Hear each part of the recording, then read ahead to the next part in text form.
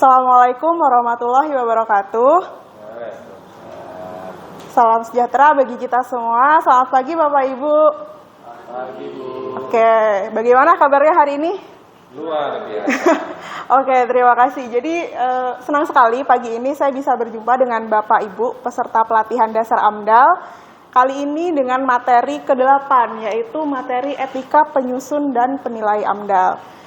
Nah, sebelumnya izinkan saya memperkenalkan diri terlebih dahulu. Nama saya Ahmadiyah Dian Nurilma, bisa dipanggil Dian. Dan saya merupakan Widya Iswara ahli pertama di Pusat Diklat SDM Lingkungan Hidup dan Kehutanan di Kementerian Lingkungan Hidup dan Kehutanan. Nah, tadi saya sudah memperkenalkan secara singkat ya Bapak Ibu ya tentang diri saya. Sekarang saya pengen nih mengenal Bapak dan Ibu. Tapi caranya adalah dengan Bapak dan Ibu menuliskan nama panggilan dan juga 3 istilah yang paling Bapak Ibu ingat atau menempel gitu ya terkait dengan AMDAL gitu.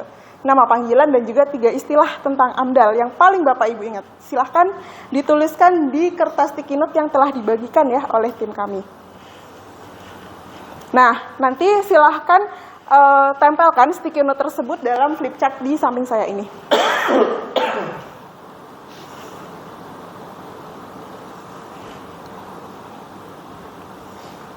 Oke, silahkan Bapak Ibu bagi yang sudah selesai untuk menempelkan sticky notes-nya.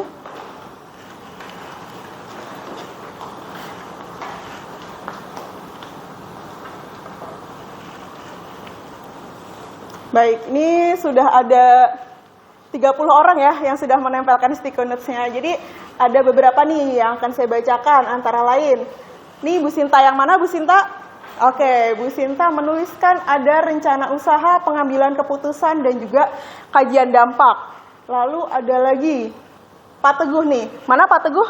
Hadir, Bu. Oke, Pak Teguh menuliskan penapisan, pelingkupan dan juga penilaian AMDAL. Nah, jadi dari beberapa sampel istilah ya yang telah kita baca tadi, ternyata Bapak Ibu memang sudah mengetahui atau sudah mengenal nih beberapa istilah yang terkait dengan AMDAL gitu ya. Nah, sekarang kita coba main tebak-tebakan ya Bapak Ibu ya. Silahkan ditebak rangkaian gambar ini kira-kira arti atau maknanya apa? Siapa yang bisa jawab? Oke, silahkan Pak Rian. Penyusun AMDAL. Jawabannya penyusun AMDAL. Coba kita lihat. Oke, benar ya buat Pak Rian. Aplaus teman-teman semua. Jadi betul ya jawaban dari Pak Rian, luar biasa sekali. Jadi Bapak Ibu tadi dari jawaban Pak Rian ataupun dari istilah-istilah yang telah Bapak Ibu tuliskan dalam sticky notes tadi menandakan bahwa Bapak Ibu tuh sudah mengenal banyak istilah gitu ya terkait dengan AMDAL ini yang mungkin banyak sekali dibahas di materi-materi sebelumnya.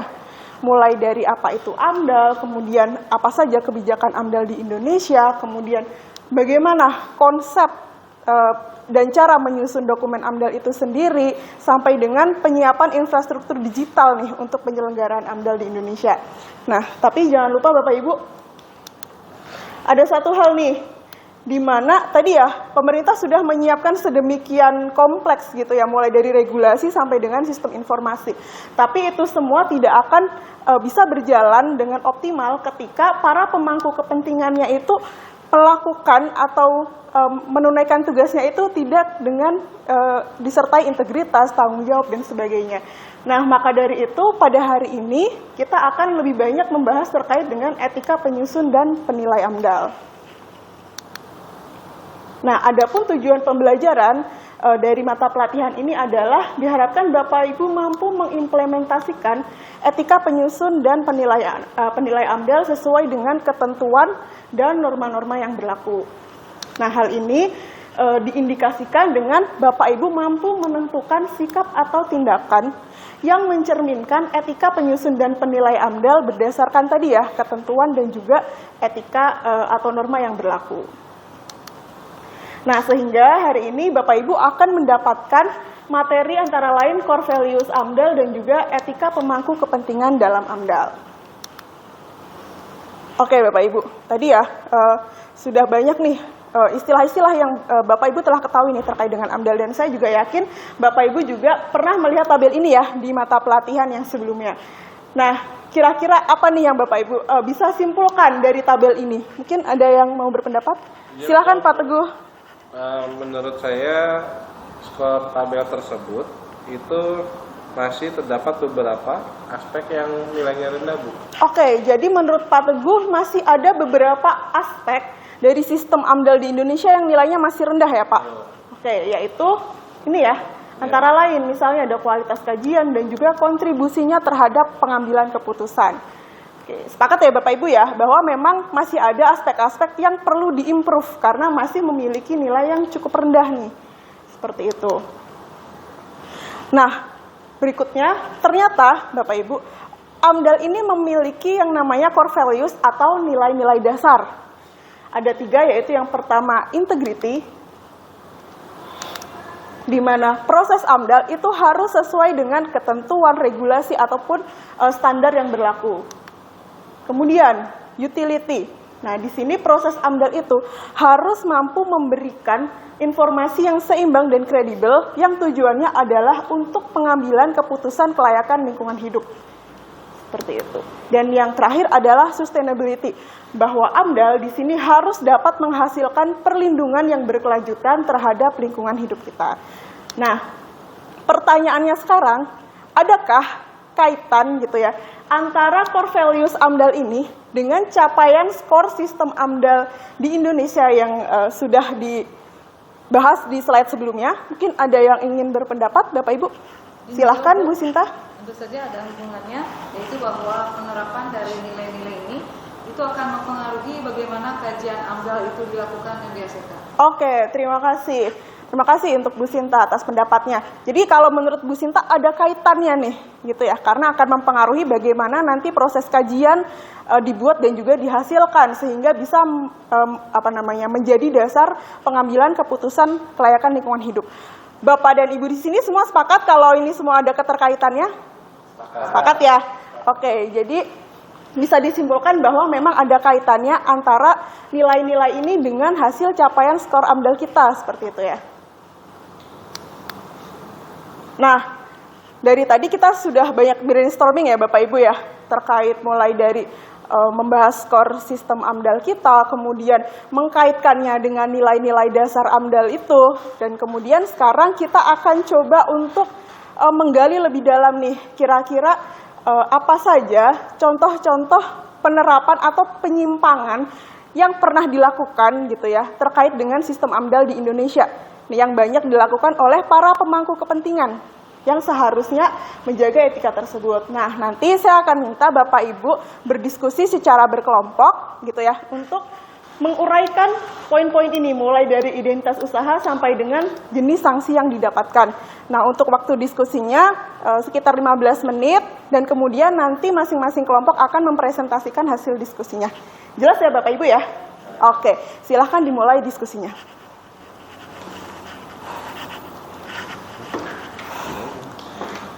Oke, terima kasih Bapak Ibu atas diskusi yang cukup menarik ya, cukup seru tadi saya lihat ya. Jadi sekarang silahkan untuk kelompok pertama memaparkan hasil diskusinya. Oke, terima kasih. Beri aplaus untuk kelompok 1. Berikutnya kelompok 2, silahkan untuk memaparkan hasil diskusinya. Oke, beri aplaus Bapak Ibu untuk kelompok 2. Jadi kalau saya lihat sudah cukup komprehensif ya, poin-poin yang diuraikan oleh masing-masing kelompok seperti itu. Nah, kalau boleh saya mem-wrap up ya dari hasil diskusi kita tadi, bahwa memang contoh-contoh yang Bapak Ibu angkat itu merupakan kasus yang memang benar-benar pernah terjadi di Indonesia. Dan hal itu cukup kita sayangkan ya. Dan harapannya Bapak Ibu nantinya ketika selesai dari pelatihan ini, kemudian memilih untuk terjun gitu ya sebagai pemangku kepentingan dalam AMDAL, itu tidak melakukan contoh-contoh penyimpangan tadi ya, ataupun bentuk-bentuk penyimpangan atau pelanggaran yang lain, seperti itu. Nah, di sini pun saya juga sudah mengumpulkan beberapa contoh-contoh pelanggaran etika dalam AMDAL. Yang pertama, nah ini ada Wali Kota Cilegon Bapak Ibu yang melakukan korupsi izin AMDAL sehingga divonis penjara selama 6 tahun. Kemudian ini ada dugaan pemalsuan keterangan dan juga tanda tangan yang dilaporkan. Jadi ini kasusnya di Sumatera Utara. Kemudian ini di Lampung ada dugaan sebuah rumah sakit di sana itu juga melakukan pemalsuan dokumen AMDAL-nya. Seperti itu. Nah, ini saya ada satu video kasus juga yang cukup menarik. Nanti silahkan Bapak Ibu tonton ya. Dan kemudian kira-kira apa pendapat Bapak Ibu terkait kasus yang ada di video ini.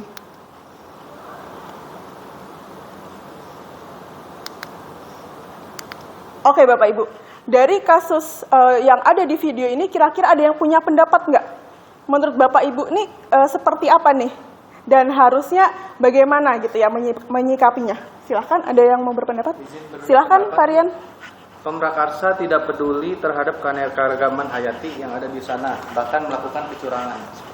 Oke, terima kasih Mas Rian atas pendapatnya. Jadi terlihat ya Mas Rian ini menyimak dengan seksama nih video tadi ya.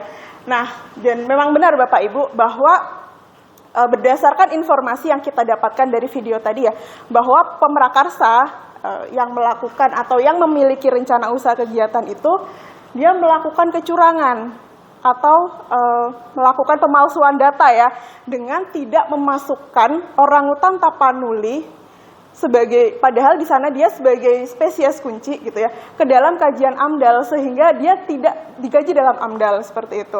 Nah, spesies kunci tersebut padahal merupakan satu poin atau salah satu hal yang menjadi pertimbangan dalam pengambilan keputusan kriteria kelayakan lingkungan hidup gitu ya. Jangan lupa Bapak Ibu bahwa ada yang namanya 10 kriteria kelayakan lingkungan hidup, di mana salah satunya adalah bahwa rencana usaha dan atau kegiatan itu tidak boleh merugikan atau mengganggu entitas ekologis yang merupakan spesies kunci ataupun yang memiliki nilai penting secara ekologis, ilmiah, ataupun ekonomis. Sehingga kita bisa lihat ya bagaimana ketika orangutan tapanuli yang merupakan spesies kunci yang ada di sana itu ternyata tidak dikaji dan tidak dimasukkan data tersebut dalam dokumen AMDAL-nya, seperti itu. Oke Bapak Ibu, jadi tadi kita sudah banyak sekali ya diskusi terkait dengan etika dan juga bagaimana penerapan dan contoh-contoh pelanggarannya. Nah, kalau boleh saya simpulkan bahwa etika para pemangku kepentingan dalam AMDAL ini adalah menjadi fondasi dari efektivitas AMDAL dalam rangka mewujudkan kualitas lingkungan hidup yang baik dan sehat sesuai dengan yang diamanatkan di Undang-Undang Dasar 1945 ya. Jadi Bapak Ibu apakah sepakat bahwa etika ini merupakan fondasi efektivitas AMDAL? Sepakat. Sepakat ya? Oke. Oke Bapak Ibu, tadi di awal kita sudah mengetahui bersama ya bahwa indikator dari pembelajaran hari ini adalah Bapak Ibu mampu menentukan tadi ya sikap dan tindakan mana yang sesuai dengan etika dalam AMDAL ini. Nah, untuk mengukur itu silahkan Bapak Ibu scan kode ini ataupun memasukkan gitu ya, memasukkan kode ini ke dalam quizzes. Nanti silahkan diikuti evaluasinya.